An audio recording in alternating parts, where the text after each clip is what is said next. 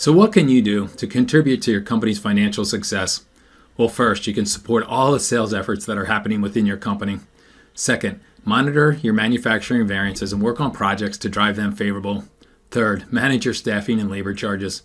Fourth, improve efficiencies. Fifth, don't overstaff or understaff. If you overstaff, you're paying for labor that you can't afford. And if you understaff, then it's going to affect your output. And then you won't earn enough standard costs to cover your overhead. 6, work with purchasing to lower your material costs.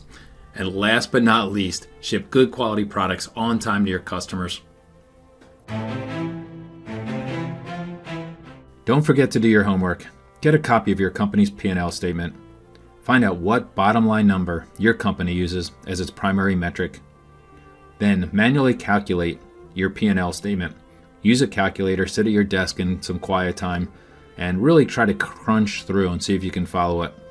And then lastly, study the P&L and monitor your sales dollars, your variances, and your bottom line.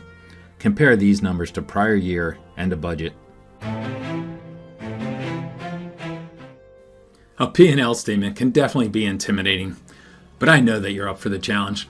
Just have a growth mindset and become committed to learning how to read it. Honestly, there's only a few key indicators that you need to become really well versed in. After you get comfortable with understanding the top line, variances, and the bottom line, then your controller can help you with any detailed analysis that you need to do. But typically, as a supervisor, you don't really need to get into that level of detail. Just focus on keeping your variances favorable, and you will be a financial hero.